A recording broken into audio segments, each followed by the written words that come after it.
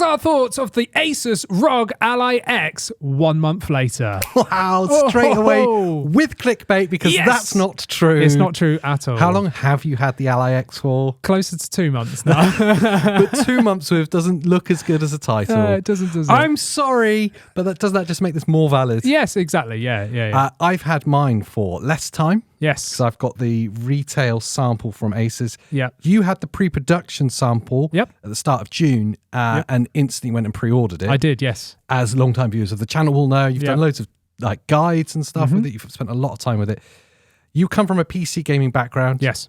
I come from a console gaming background. So it actually makes sense to give a bit of a balanced Absolutely. first impressions, your first period with this. Yeah. Maybe some of the good bits, maybe some of the bad bits. Absolutely, yeah, because there's pros and cons. Of course. And there's some cons that you experience straight away, and some that kind of creep in as well. Yeah. Things to be aware of. Yeah. Tell me the good bits of your first experiences with this. Straight away, Yeah. this is like a PC gamer's dream. Yes, It that's really fair. is. That's fair. You know, and I'm coming from Steam Deck. I know we've covered this in the past, like the Steam Deck versus the Ally X and stuff. And it's a very different system, but I loved the Steam Deck for what it does. But because this is essentially just a laptop, that is what really blows my mind. Mm-hmm. You know, packed in with that bigger battery, the VRR screen, and just the simple fact that like their tagline of play all your games is just so true. And that is the thing that I think I love the most about this. I can play anything. Anything PC related. I think the thing that's really blown me away from that, let's call it noob experience of like PC gaming, but of this in particular, is I've been blown away of the types of games I can play with incredible performance in a handheld device.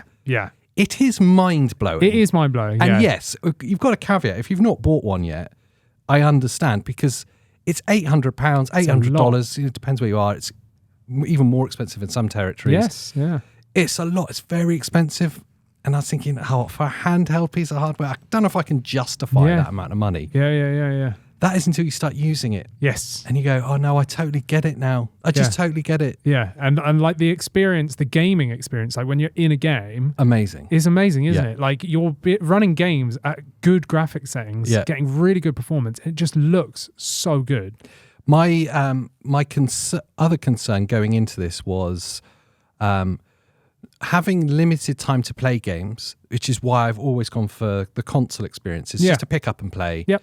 And then maybe I'll play for 4 hours, but I don't want to spend an hour before messing around under the hood, which is what PC gaming is. Always is. It's the tinkerers tinkering thing. to get an extra. Oh, I've got an extra bit of performance out of this game now. I was worried that I was going to spend a lot of time doing that, so I've gone. Actually, I've given myself a rule. Yeah. And that is, I'm doing nothing. Yes, which is great, because I obviously come from the PC tinkerers side, you know, hence the guides and everything else. But it's great because you've taken a stock Ally X, you know, a retail stock Ally X, and done nothing. No adjustments, no optimization, not even like what I would call properly setting it up. No. You've just got it out of the box, signed in. Downloaded games and played them, and not even looking at the graphic settings, are you? You're just, not at all. You're just opening the game and playing it. I'm doing nothing. And at first that was a bit of trepidation between not really know what I'm doing. It's like, oh, maybe I won't do that. I'll wait for your guide and I'll follow that. And then when your guide came out, I watched it. I was like, oh, that's cool. I'm not going to bother, actually. And then, as I've spent a bit more time with it, I've gone, actually, this is quite a good experiment. What's the performance like for people that have come from console gaming that have got no experience in PC space?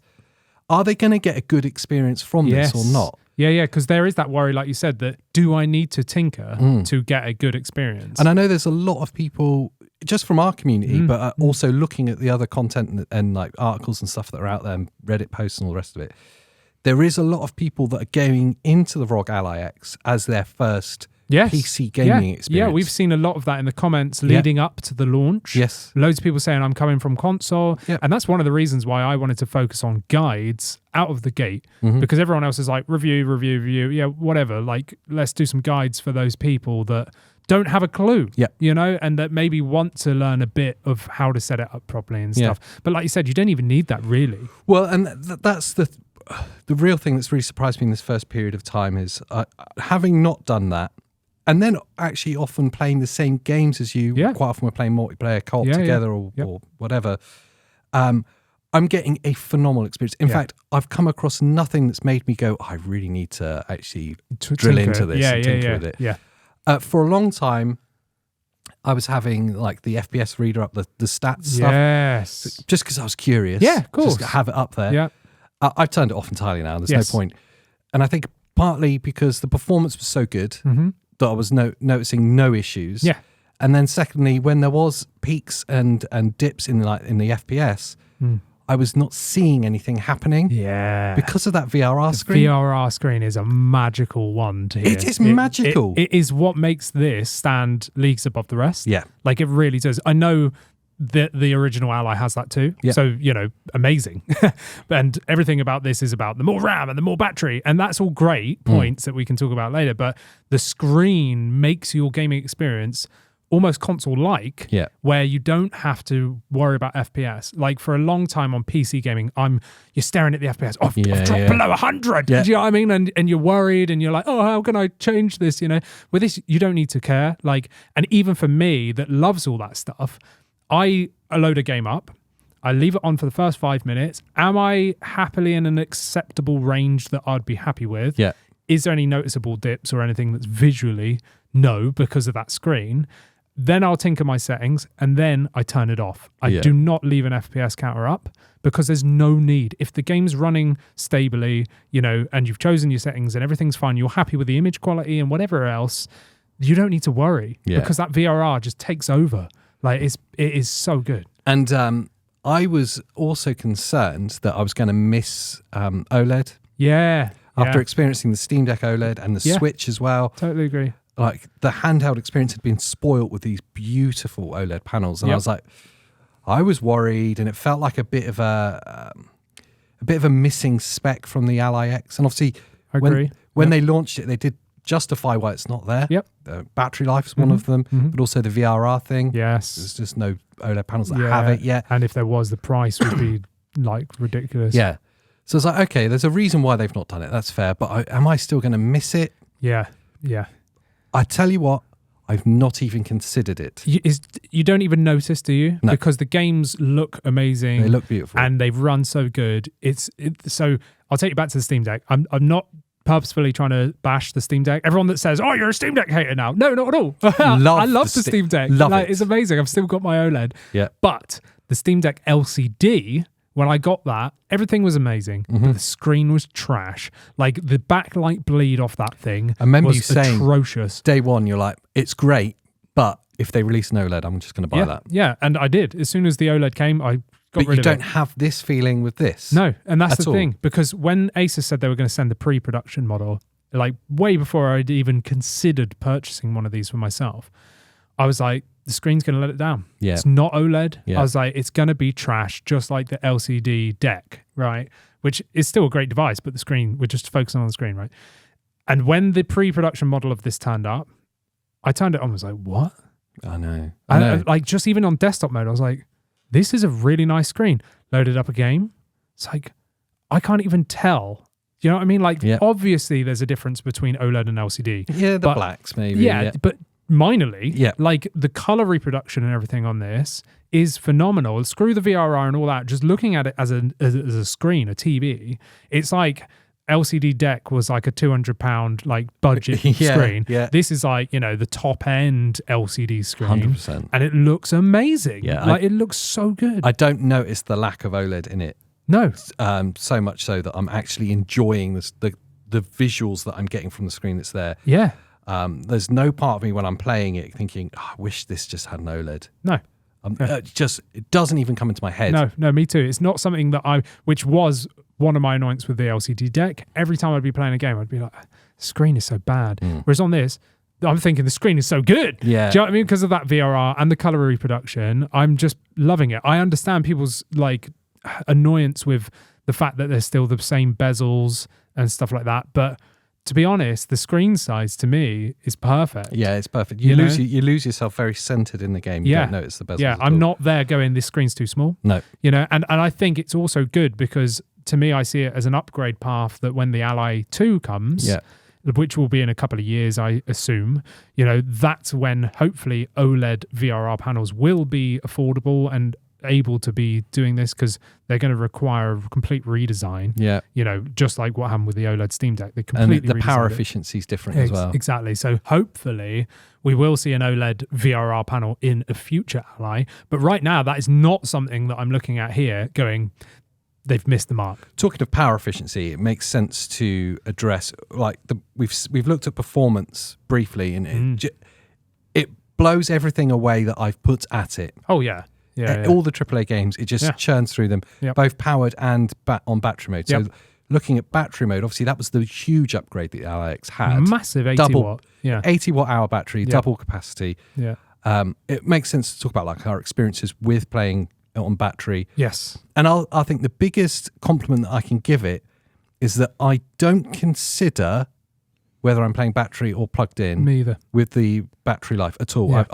I don't get any anxiety that I would probably get with maybe the Steam Deck perhaps, but definitely with the original Ally. Oh, 100% There'd be original, that anxiety of like, within an hour, I'm going to have to plug this in. Yeah, and that was the one reason why I never adopted into the original Ally. Yeah. Everything else I loved about it, like the premise of it, what it was.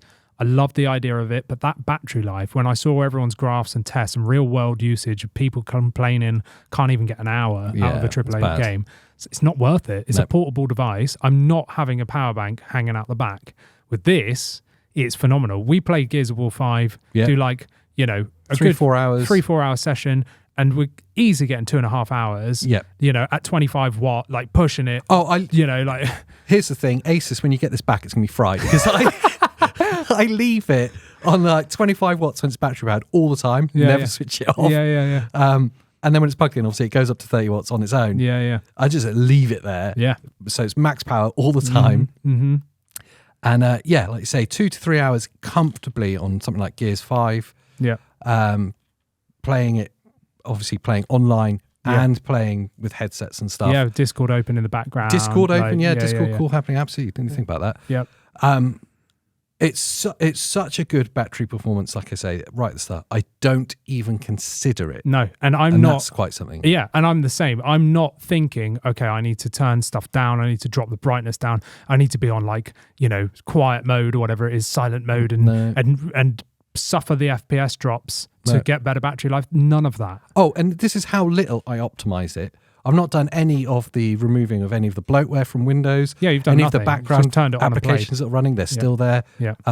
Like the RGBs, they're 100%. Yeah. Screen brightness, 100%. It's literally just balls to the wall the whole time. See, I've got a comfortable, because this is mine. Like, I own this. I bought this just like everyone else has. Kid gloves. But no, I'm not too bad with it, to be fair, because it is just a device. Like I'm trying to be like, no, this is just a tool for me to have fun.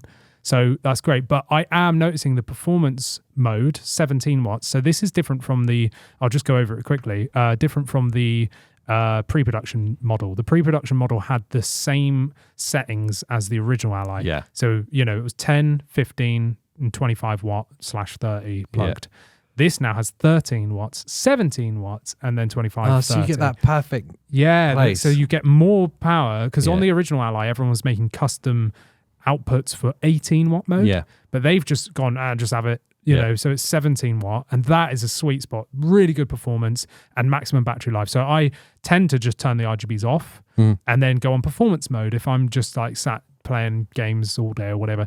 And it is fantastic. And the other great thing is I love that you can leave it on whatever performance mode you want. And if the game isn't pulling it, it won't overuse power. Do you know what I mean? So I was running Prince of Persia: The Lost Crown on here, and I was just like, let's just have a look, and it was pulling like 10 watts. So it wasn't just unnecessarily pulling 25 watts. No, exactly. Yeah. I think it might have even been less. And I was just like, really? I turned off CPU boost, and I just turned off loads of stuff. And I left it on like performance mode or turbo, whatever. And it was like, nah, I have like 8 watts. That's all it needs. I was like, wow, like that's cool. The other thing with the thing that's really surprised me with the efficiency side of things is the cooling. Oh, it's I was amazing. expecting it to be a toaster. Now, I will say, when you've been playing for like 2, 3, maybe 4 hours, the screen will feel hot on the front. Yeah. But I mean, how often are you putting the screen against? I mean, it's like you don't notice it. It's only when you go to touch the screen, you go, oh, that feels quite hot. Yes. But the backside, literally no heat at all. It's insane, isn't it? And like I say, I've been playing. This will be, by this point, I've been playing probably for an hour plugged in as well. So yeah. You're it's charging it and playing from the plug as well at the same time, maxing it out. Probably can hear the fans if I didn't have headphones on when it's plugged in. Yeah, of course. But no heat. Yeah, it's incredible. I can't understand. I've used laptops is a good example because it's the same kind of hardware. Yeah. If you were playing a laptop like that, it'd be cooking your lap. Yeah, you wouldn't be able to have it on your lap. No chance. No, it would have to be on a desk with like a fan. Desk fan underneath it. Exactly. Yeah, and that's what blew me away by the pre-production model, and even more so with the retail model. Is it is just cool. Yeah. The only place that it heats is where the APU is, which is about there. It's kind of like in the middle between. Yeah, at the top. Yeah, and you can feel that's slightly warm. Yeah, but it's not like. Whoa, you know, like it is just slightly warm. They've done a fantastic job of cooling this thing. Really have. The only negative that I really have that I can say, and this is from my perspective as a console gamer, is Windows just is awfully optimized for handheld. Yes. Once you've set it up, once you've got through the setup process and you're just playing the slog, you're booting into Armoury Crate every time, and then you're finding your game launcher that's there and launching your games. It's absolutely fine. Yeah. That's cool. You don't even notice you're in Windows, bar a few instances where Windows will interrupt you with something. Yes. You need to plug it in, and it's like, oh, I'm using Windows. Oh, yeah. There's no like quit to desktop in that particular game. You have to then bring up taskbar and stuff. Yeah. Okay, that's fine. And that kind of jars you going, oh, it is Windows. But the setup, those first 2 hours are awful. That's the killer. Yeah. And honestly, my first day with it, I was gutted with it. I was really disappointed. I remember when you got it, Yeah. and I gave you a bit of time. Like I was like, go set it up. Yeah. And then a bit later in the day, I think I said to you, so like, how is it? Knowing that you'd be like, oh, this sucks. This sucks. Like, and it doesn't set a good first experience. No. Like you were saying to me, like, imagine this being Christmas morning, you know. And it's really important, that Christmas morning. I think about that all the time. Yeah. You're that kid at Christmas, you've just got your new gaming console and it's wrapped up, and this is your first experience. You plug it in, and something like a PlayStation has an amazing first experience, and it walks you through a really elegant, and it will be a really kind of beautiful looking setup. Because this is Windows 11 crammed into a gaming machine, essentially, it thinks it's a PC from the start. It's a full Windows 11. Yeah. So then it's asking you to set it up like a PC. Now you've got to log into your Microsoft account, and then you've got to log into another Microsoft, and then do it again. Yeah. And you're trying to control this with a virtual keyboard and a thumbstick. Yeah. It's really clunky and unoptimized.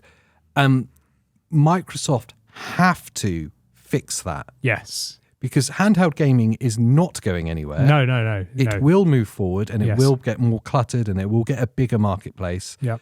They have to fix that because the experience is horrible. It sucks, isn't it? Like horrible. Having a thing coming up going, would you like Microsoft Office 365? No. Have you? Do you want to download OneDrive? Yeah, no, absolutely not. That's the bane of anyone's existence. Like, I hate OneDrive. It's awful. So, like, going through all that, like when I was filming the setup tutorial, guide, I just filmed it separately because I knew this was going to take like 2 hours. Yeah. And then I just chopped it up into a smaller video, but.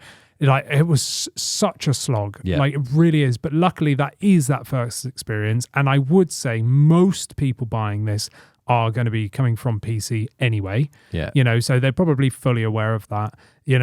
We've seen people commenting, and some of our Discord members, they've said that I've come from console to this, so there is people that will be doing that. But I think most people are probably anticipating the rubbish setup. Yeah. But once you, like you said, once you're through that setup, you don't need to worry anymore. It's totally fun. Yeah. You don't even notice that it's a Windows 11 machine for the most part when you're doing that. But that first experience is horrible. And it's disgusting. Yeah. It's disappointing because, I mean, let's face it, someone spent £800 on this. Yeah. I'll get a lot of hate for saying this, I know. But the first experience when you buy a Mac. Yes. That is something they've absolutely nailed. The unboxing is beautiful. The unboxing of this is beautiful. Yeah. And then you switch it on. Yeah. With Mac OS, you switch it on. And it really elegantly walks you through setting up your new Mac, and everything's beautiful. It looks amazing. It sounds great. It's a really simplified process, and it's optimized for the device that you're using. Yes. Be that a tablet, or be that their like power Mac machines, whatever they're called now. It's absolutely tailored for that. Yes. Microsoft need a handheld Windows. Yes, absolutely. And they just need it. And that is exactly why Valve went with Linux.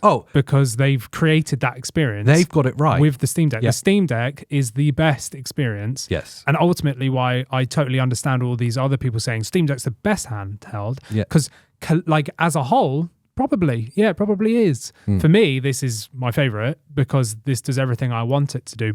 But looking at OSs aside, like if you took the handhelds away and just had the experience of the setup with this and the setup with like Steam OS on the Steam Deck, that wins. It's like 2 seconds and you're in. With this, you got like 2 hours of rubbish to get through. But that's down on Microsoft, not for ASUS. You know, and I think ASUS have done really well with the Armoury Crate, which I fully expected to suck. Like, I'm sorry, ASUS, if you're watching this. Like, when you sent the pre-production model, I was like, I'm not going to enjoy this thing. You know, it's going to be Windows clunk. The Armoury Crate's going to be buggy and annoying. And I just wasn't overly like in good sort of, I don't know, I wasn't expecting greatness. Armoury Crate's great. And now, I bought one, you know. Well, fair point, I bought it. So but that should say they've done a great job with Armoury Crate. It's great. Boots, when you set it up, you can get it to boot straight into it.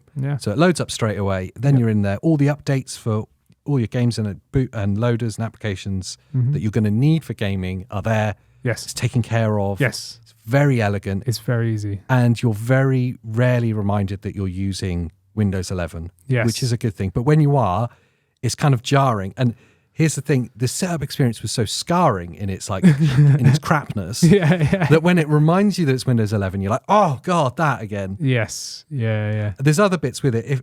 If they manage to get an OS that is just for handheld gaming devices, then it means that some of the other things that you come across will be better optimized for the UI that you're using. I'm thinking my experience when I first installed Call of Duty and I wanted to log into my Activision account so I could play with my profile. That was horrible. It's annoying. Because now like the virtual keyboard's not working properly. It's expecting me to be typing and using a mouse and it doesn't quite register that I'm clicking in the box properly. And then it's sending me an authentication code to my phone, and now I'm having to type that in, but that's timed and I can't get it up. It took me like 4 attempts to log in. That's frustrating. It was very frustrating. And that was purely a Windows problem. It's not optimized for handheld. It is a Windows problem. And I'm hoping that now they've seen the influx of people using devices like this and that are gaming specific, that they do make a optimized Windows experience that cuts all the bloat that you don't need, like all that rubbish setup with,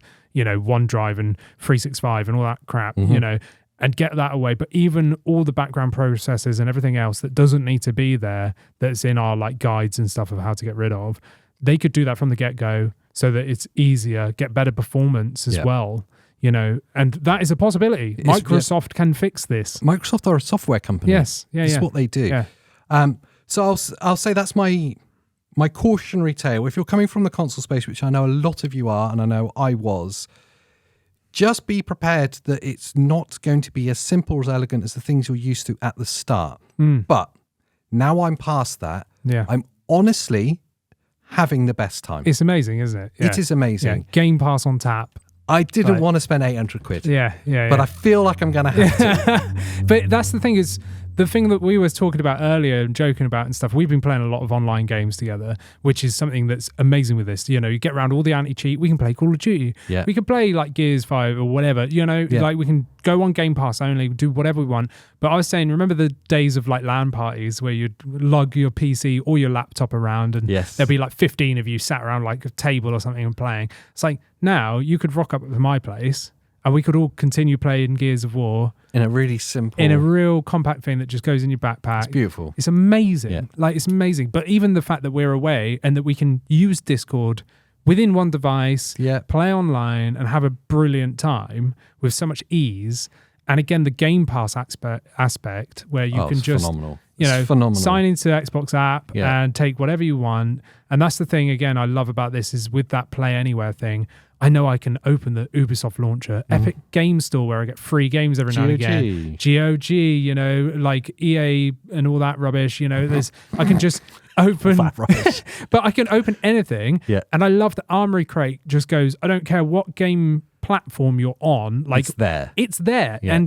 And that's what I loved, because when you boot it up, Armoury Crate's like gives you some launchers to download, and Epic isn't on there. Yeah. And I was like, I wonder how that's going to play ball when I download Epic. Is it going to show in Armoury Crate? Because it's not on their like suggested list of downloads.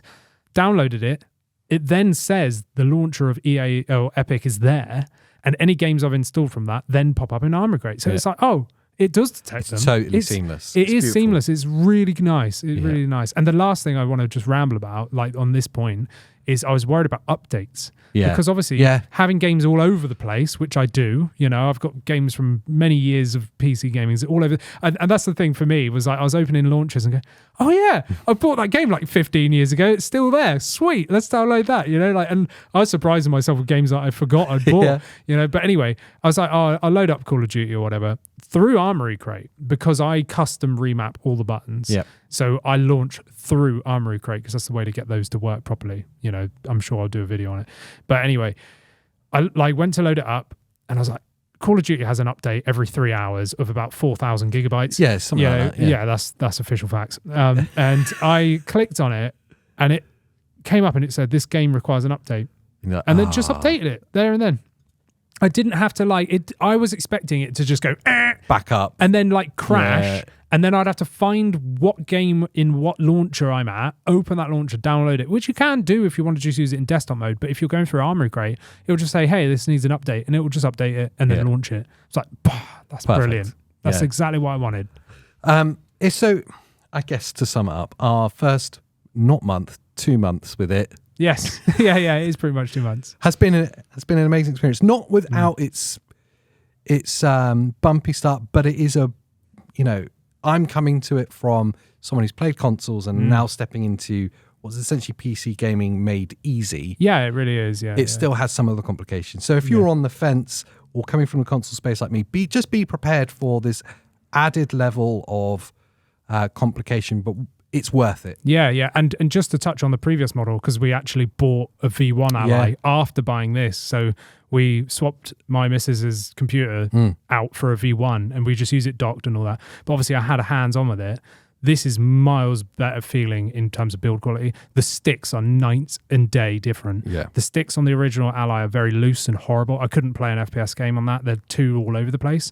These sticks are amazing. They're lovely. They are lovely tension. Yeah. You can even unscrew the like caps off if you take it apart and stuff. Like, it's really nice. Like, the finish and fit and feel of the device feels very premium, especially compared to the original one. If you just experience the original one, it does feel nice. But there's things that are a bit like, I don't like the sticks and stuff like that. But this is an upgrade, like major upgrade. It really is. I'd love to know what you guys think down in the comments below. If you've got one already in this first month or so. Did you pre-order? Did you get your pre-order? Yeah, because there's problems with that. Let us know what your experiences have been. Or if you're still watching from afar, wondering whether you should spend £800 on it. Yeah. Let us know what you're thinking, because it's good to know. And of course, you can talk to us in more detail. In our channel members Discord. Yes, you can. It's 99p to be a channel member, and you get to join the cool club of people talking about the ROG Ally X. Yeah, you get to see these videos early sometimes. And you get to chat to us in there as well. Yeah, and whilst you're there rummaging around in the comment section, make sure you like the video. Yes, subscribe. Yes. And what else should they do? Watch another video from us over here and check out the podcast channel, check out the news channel, check out every channel that we have. There's many of them. This is getting crazy. Bye. Bye.